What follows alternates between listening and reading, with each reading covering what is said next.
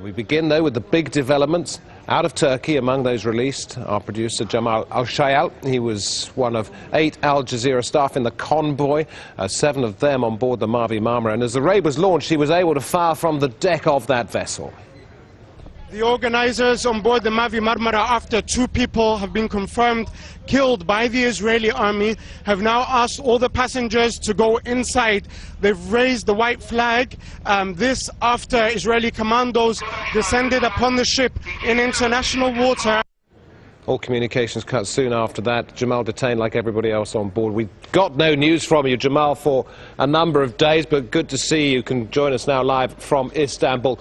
We saw you there on board the Mavi Marmara. Clearly there had been some altercation before you started to speak. What had you seen? Well, David, the events of that evening unfolded quite unexpectedly for everyone. Initially at about 11 p.m. local time, the crew on board the ship spotted Israeli warships on either side of their own ship, as well as some sort of aircraft, which we later discovered to be a helicopter from a distance.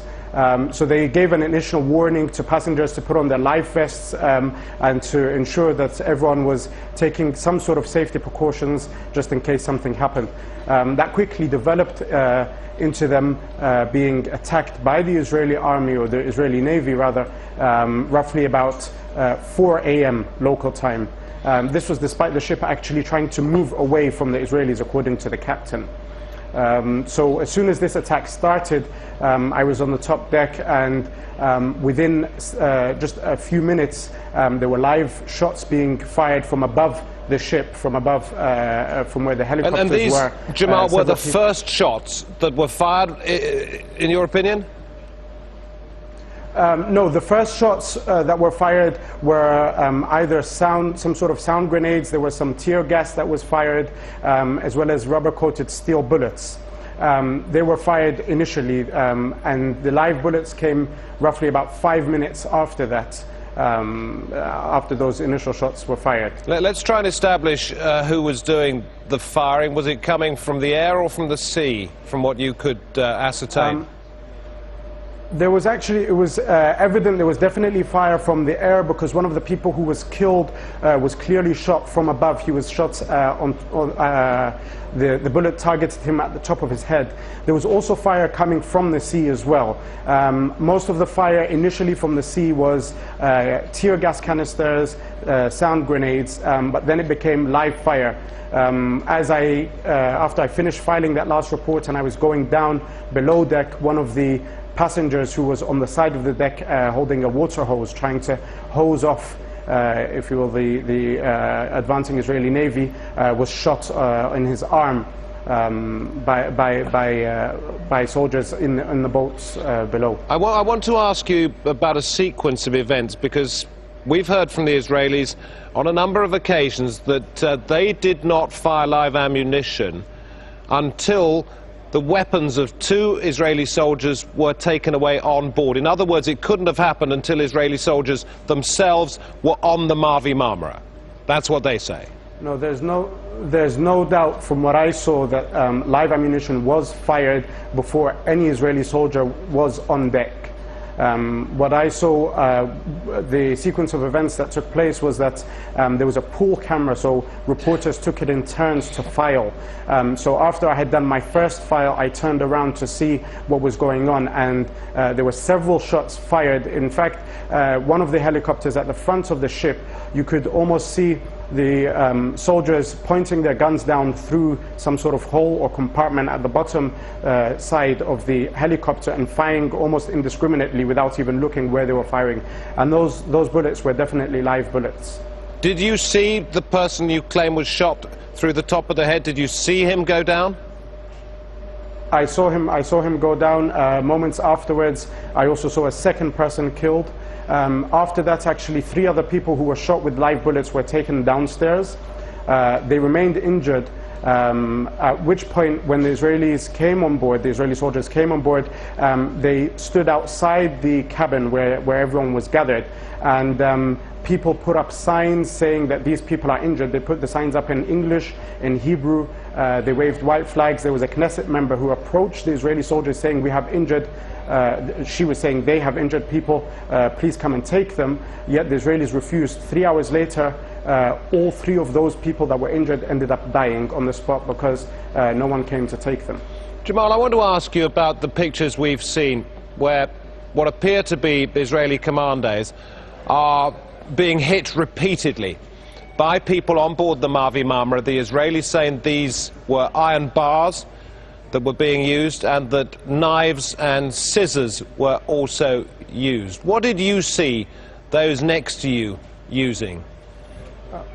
I definitely saw iron bars. What took place was during the period when they first spotted the Israeli ships at a distance, and then when the Israelis came, the passengers took apart some of the railing bars on the side of the ships, and they used them to fend off the Israeli commandos as they tried to get on. And I did see a number of Israeli soldiers being beaten by them. In terms of knives or anything like that, this I didn't see. Even actually when we were taken captive by the Israeli army, they questioned me about these things, and this was something I did not see myself. Because the pictures aside also... from bars, there were no weapons. The pictures also appear to show those on board not just fending off the commandos, but wielding blow after blow to people who appear to be below them, possibly on the ground. I think possibly I haven't seen those pictures, to be honest. I actually haven't seen any footage since I was only released late last night, and I landed in Istanbul just a few hours ago.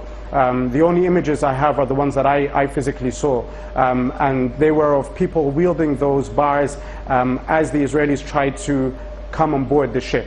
Okay, I just want to ask you about another claim made by the Israelis, that at least 2 of their soldiers had their sidearms, their pistols, removed from them by those on board.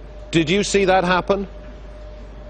No, I heard accounts of 3, in fact, Israeli soldiers being taken captive during the battle, and those accounts said that once they had been taken captive, the intensity of the fighting increased.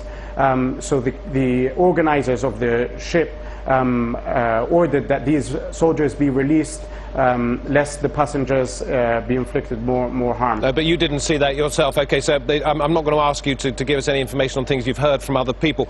How were you treated on board and then later?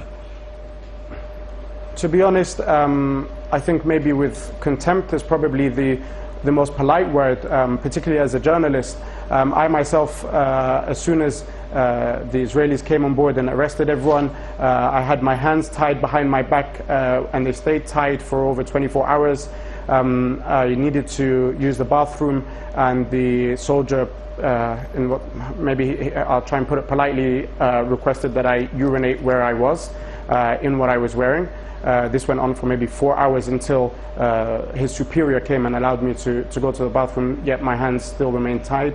Other passengers who weren't journalists, just the normal passengers, also similar things took place, whereby they weren't allowed to go to the bathroom, or they were kicked around, or their arms tied to the extent that you could see the blood pressure really increasing. In terms of your release, how did that happen? What were you told by the Israeli authorities was going to happen to you? Well, to be honest, as soon as we arrived in Ashdod, we were requested to, or I was requested to sign a deportation order saying that I had come into the country illegally, which I refused to, because I didn't believe I was, as far as I was concerned, I was taken there forcibly, and I didn't enter Israel. At that point, from that point until I was released, I didn't see a lawyer. I didn't see the British, as a British citizen, I didn't see the British consulate. They didn't come to see me. I wasn't allowed to contact anyone, not my family, not work. Whilst I was in prison, There was no hot water for a shower. I had one meal. That meal consisted of bread that was literally frozen and some potatoes. So the treatment really wasn't what you would expect from a democracy. Jamal, thank you very much indeed. See you back here in Qatar before too long, I expect. That's Jamal ElShayyal, who was on board the Mavi Marmara.